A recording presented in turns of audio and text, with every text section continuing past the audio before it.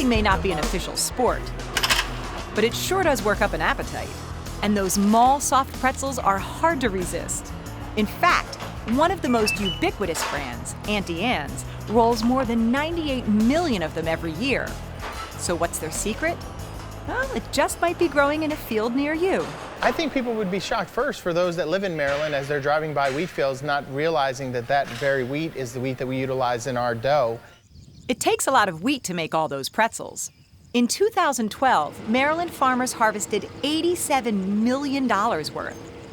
And on this morning in June, Queen Anne's County farmer Keith Leverton is hard at work combining this year's crop.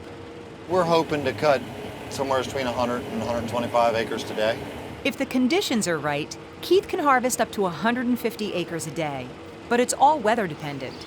You might guess that rain isn't good for the harvest, but did you know even the wind direction makes a difference? Typically, we like a northwest wind because it's more dry air, so it keeps and if it blows at night, then you don't get a dew, and you can start early. The grain will be dry. Keith and his family farm 4,000 acres on the Eastern Shore. Each year, the amount of wheat they plant is different.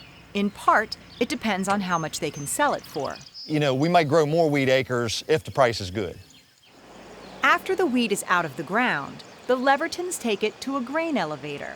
In this case, Nagel's farm service is right around the corner. When it's time to ship it out to the flour mill, Chip Nagel is there to see it off. The wheat goes to Lancaster County, Pennsylvania, and even a flour mill in Baltimore, Maryland.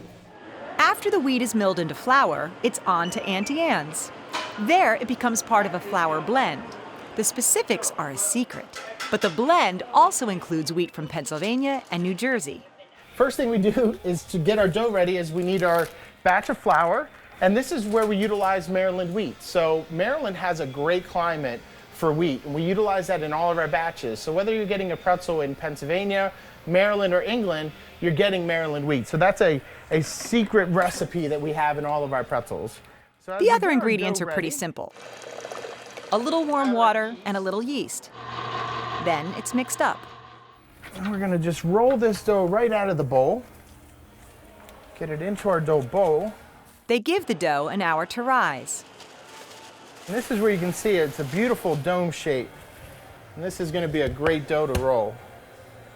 I'm ready to begin making my pretzels. So I like to get a nice strip here. So I'm gonna begin stretching from the middle. I'm gonna bring this out. And really what I'm gonna do is I'm gonna give it a nice little roll on the end, and that's it. So here we go. We're gonna hold it, we're gonna get one twist, we're gonna drop our hands, and then we're gonna connect our pretzel. We call these toes in the pretzel industry. So we've got our toes 2 inches apart, a nice distinct V, and a perfectly shaped pretzel. The pretzels are dipped in a secret solution before it's off to the oven. Yep.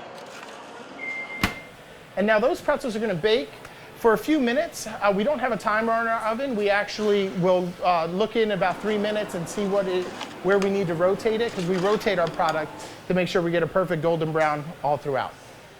We can smell and see that our pretzels are now a perfect golden brown. So we're gonna go ahead and bring these pretzels out. Hot pretzels, Auntie Anne's hot pretzels.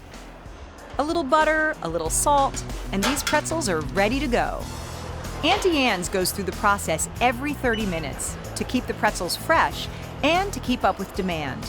And it's those cravings for pretzels that keep farmers growing.